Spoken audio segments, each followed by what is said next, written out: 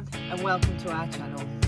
We're Joe and Craig, and in this video we'll be finding a city centre park-up that we were allowed to sleep in our van.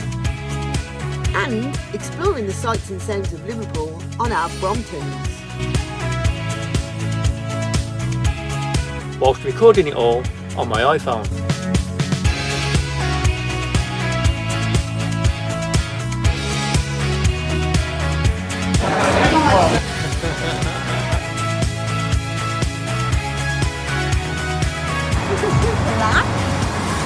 So come along and see how we get on.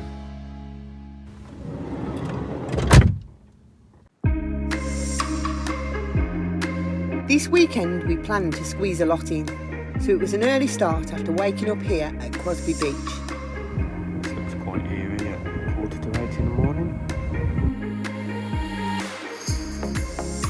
Home of Another Place, a modern sculpture by Antony Gormley, featuring 100 cast iron figures scattered across 2 miles of beach. It was an ideal location to stay, as not only was it free, we had company, it felt safe, and when the leisure centre is open there are public toilets available. And it was also the location of our first park run away from home. In our last video, Joe went from couch to 5k in 2 weeks, and we've continued running. It's good for your well-being. This run was tough because of the sand and wind, but also very enjoyable, and a great way to wake ourselves up for the day ahead. How's that? Windy. Oh, it was windy. No time to relax. After freshening up, we headed into Liverpool for our first experience, St John's Beacon in the city centre.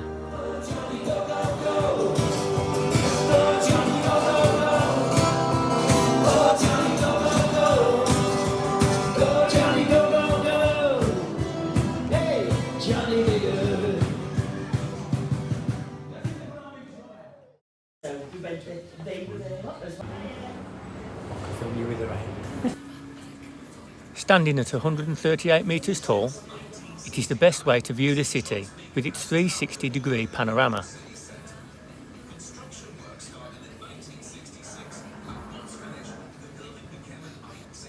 We spent longer here than expected as the views were stunning, and there were so many landmarks to spot, including both of the city's major football grounds and both of its cathedrals.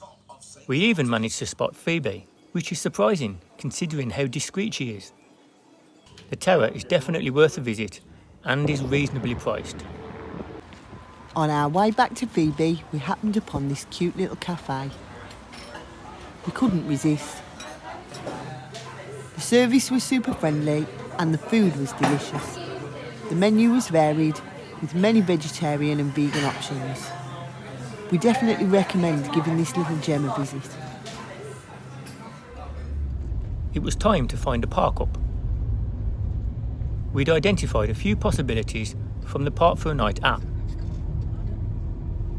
We made our way through the city to find somewhere. At the end of the road, turn right, A5046, Tug Barn Street, then turn right. Turn right, then turn right. City sleeping can be tough and expensive, but Liverpool has a few places where you are allowed to stay and are not too far out of town. The marina is one option, £35 a night for large vehicles, with facilities and pre-bookable online. We decided on this spot as it was closer to the centre and we were in good company.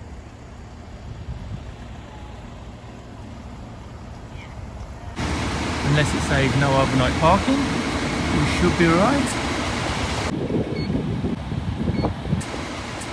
Happy days! 9 minutes and we can go down the waterfront. Cool.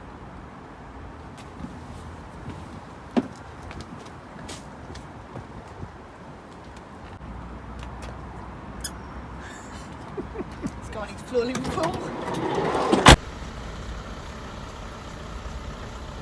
We got our Bromptons through the Cycle to Work scheme, and they've been a valuable addition to VanLife.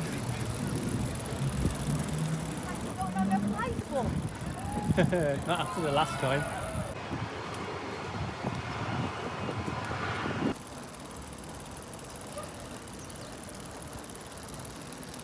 Beatles story is still on our to-do list.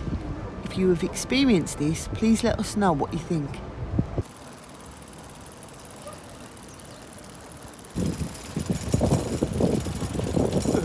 Should have bought a gimbal. I know.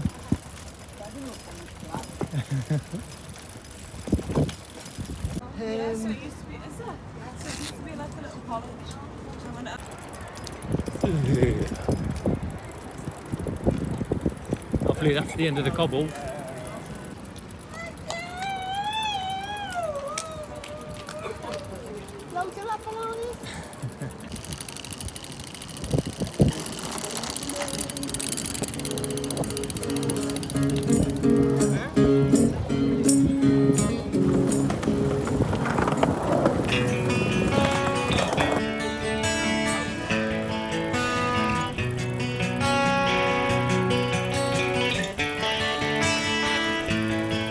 There are many ways to get around Liverpool.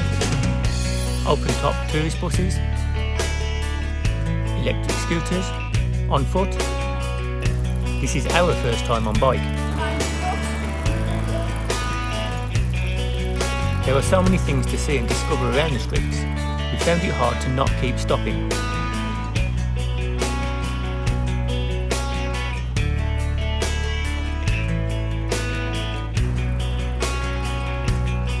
Superlambanana is something you cannot miss. Originally designed to highlight the dangers of genetic engineering and showing some of Liverpool's historical imports, sheep and bananas, hence... What do you call it? It's the banana superlam. It's really banana. And it's a superlam. And they were supposed to move it round. 15 tonnes and supposed to move it around, but they never have. See why? Not very movable. It hasn't got very many wheels.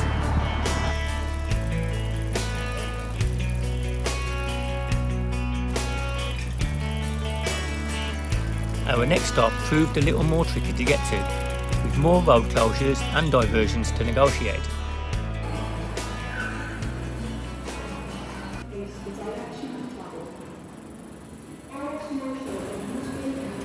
The magnificent architecture of Liverpool makes it the perfect location for films. St George's Hall has been used a few times. Another cobble. And we finally made it.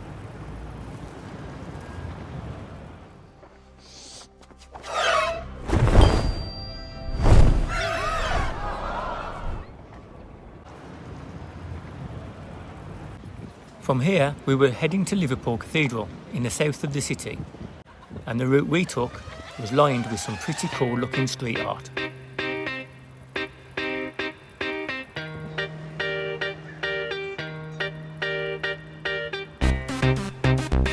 More cobbles and humps.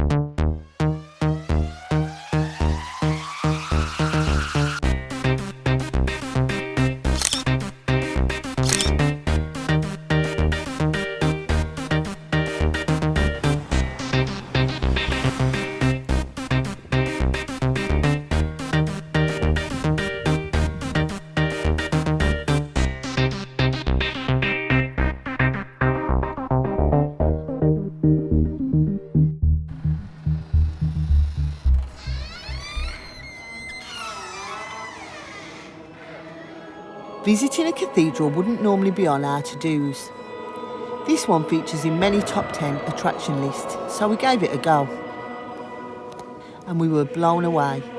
Free to enter and services scheduled throughout the day. The enormity of the building is mind-blowing. Standing at over 100 metres tall and 188 metres in length, it is the longest cathedral in the world. This turned out to be an unexpected highlight. The cathedral is simply stunning.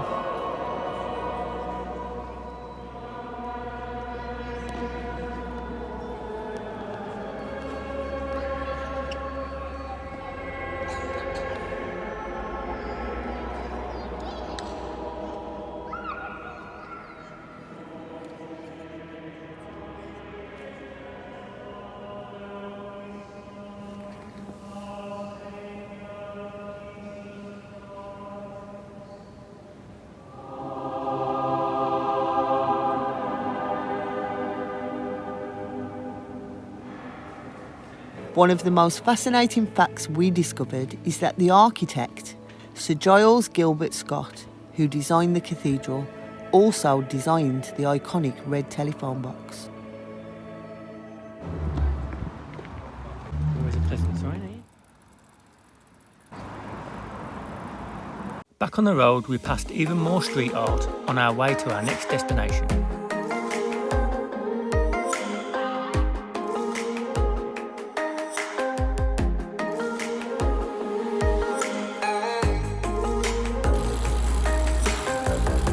Baltic Triangle. It makes use of an old brewery site and is home to some quirky bars and eateries. It's a great place to visit day or night. We called in at the Peaky Blinders Bar. It is not a replica of the Garrison,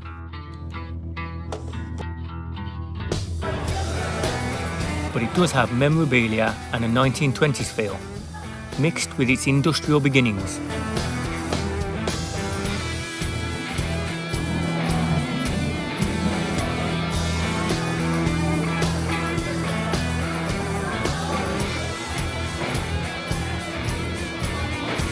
We took this opportunity to chill out and charge our phones, as they had taken a heavy hit, using our cameras, maps and Strava all day.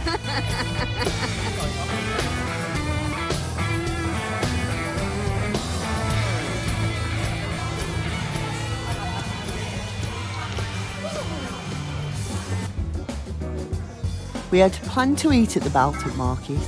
It has a great vibe and a great variety of street food for all tastes.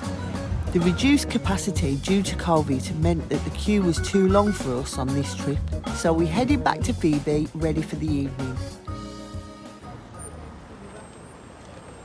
We quite like the idea of hiring these scooters, but are not entirely sure how it works. We saw them scattered across the city, seemingly abandoned. We'd like to give them a go next time. If you are familiar with these, please let us know in the comments.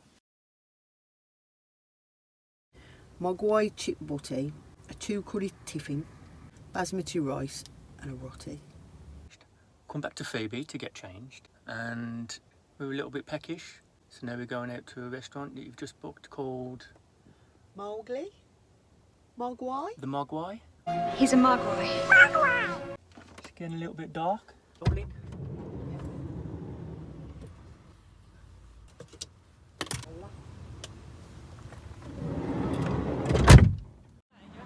We hadn't realised, but we had arrived on the opening weekend of the outdoor illuminating art gallery, the River of Light. These are 12 family-friendly installations around the waterfront, featuring lights and music.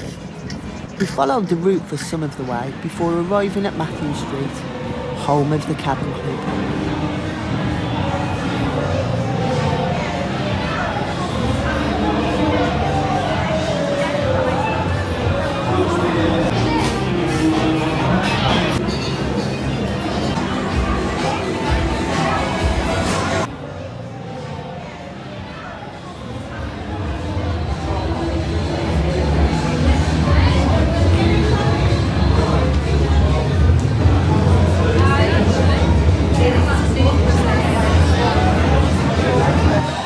Live music plays throughout the day, and the cavern has such a special feeling.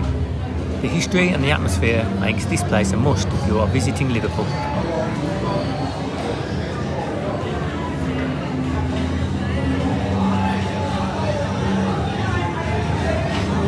Everyone in the cavern all together? Yeah.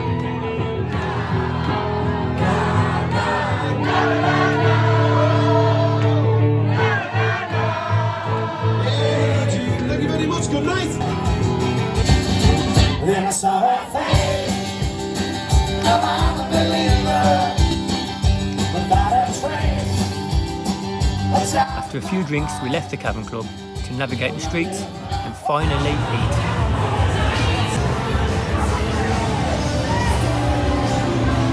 Again, Liverpool is just full of things to see and do. The city centre at night has such a fun and friendly atmosphere, almost continental.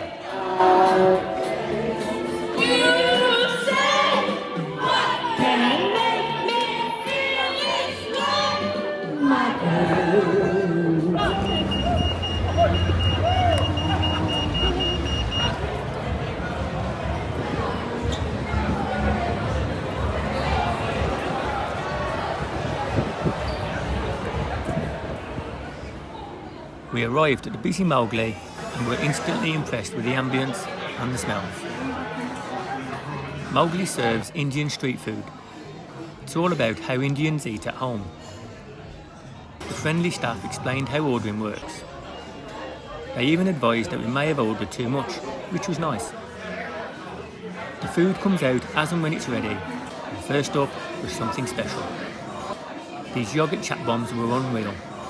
The chef explained how they should be eaten, as they are delicate and need eating all in one. The thin, crisp shell holds spiced yogurt and chickpeas. Unexpectedly cold, these were simply stunning, and were followed up by more fantastic dishes. We will definitely be back.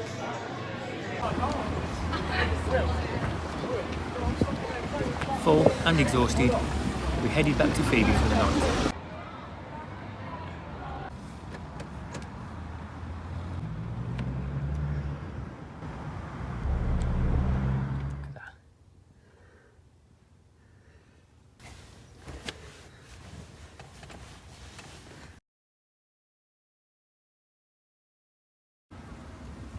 The next morning, we woke up to a very busy Liverpool. So the plan is to go and have some breakfast down the Royal Albert Dock. It's looking very busy, but we'll try. Hopefully everybody's here to run and not eat. We hadn't realised, but we had arrived on the city's rock and roll marathon weekend. This explained why we had some extra van company arrive in the night, as the occupants were getting all geared up, ready to run. We hoped to find some breakfast. Even though the Royal Albert Dock was busy, it wasn't the amount of people that meant we couldn't eat. The cafe we had planned to eat at wasn't open yet. Rather than wait around for an hour, we decided to make our way to our final stop of the weekend and see if we could find a few famous houses along the way.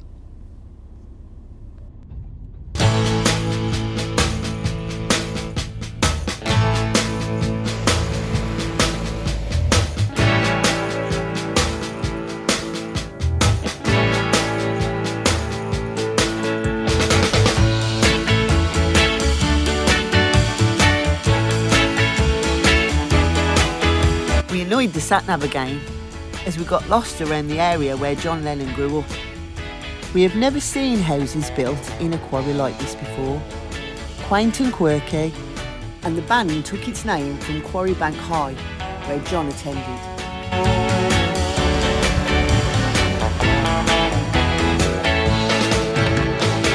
When we arrived at Strawberry Field, all we knew was the link to the famous Beatles song. We received a warm welcome and were given our audio guides before entering the exhibition. You are then taken through the history of Strawberry Field, the former children's home and refuge for those who needed it.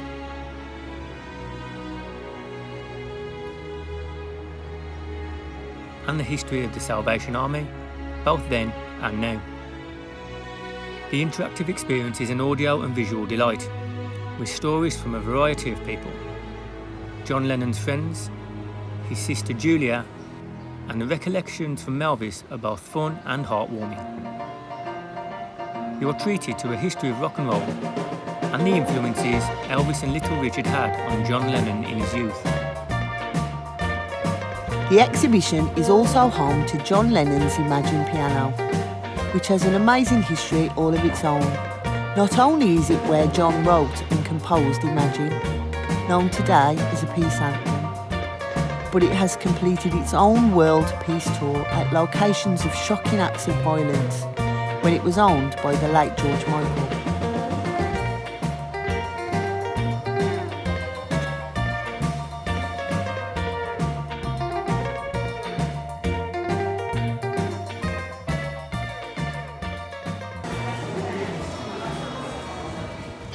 John's story continues outside, where you get a feel of how this place used to be. You can imagine being a child jumping the wall to explore.